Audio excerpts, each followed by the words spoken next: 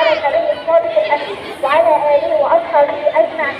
أما بعد، أيها المدرسة الفاضلة معلمين الأفاضل كابتن الطالبات، السلام عليكم ورحمة الله وبركاته. ها نحن نستقبل اليوم جديدة مسلمة مقررة من خلاله إلى مستقبلا باهرا بإذن الله. يسرنا اليوم أن نطلق تحديدا من الإبداع بعنوان الخلية آمنين بنا الله أن ننال الباطل وأن نحقق له السائل. نبدأ بتاريخ الإذاعة بتلاوة القرآن الكريم ومع الطالبة مريم محمود. أعوذ بالله من الشيطان الرجيم. بسم الله الرحمن الرحيم.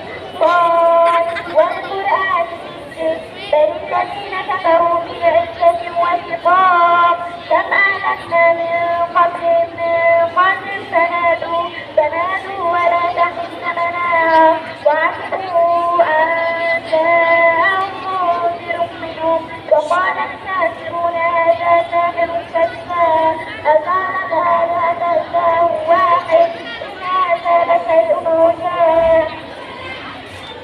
صدق الله العظيم. وقصة الحياة في حديث مع الطالبة مريم أيمن. قال رسول الله صلى الله عليه وسلم مثل القائم على حدود الله والواقع فيها كمثل قوم ساموا على سفينة فأصاب بعضهم أعلاها وبعضهم أسفل فكان الذين في أسفلها إذ استقوا من الماء مروا على من فوقهم فقالوا لو أنا خرجنا في نصيبنا خرفا ولقوا في من فوقنا فإن تركوهم وما أرادوا هلكوا جميعا وإن أخذوا على أيديهم نجوا ونجوا جميعا. صدق رسول الله صلى الله عليه وسلم. والآن سوف نذهب إلى فقرة الحكمة ومع الطالبة مريم محمود. حكمة اليوم: البلد العظمى هي البلد التي يعد فيها العلم والحرية، فالحرية هي الموقف الأخلاقي وبدون الحرية لا أخلاق ولا إتقان ولا إبداع. العبيد فقط من يطلقون الحرية الأحرار يصنعونها. الحرية هي هبة الله لعباده. الحرية هي أصل الدين.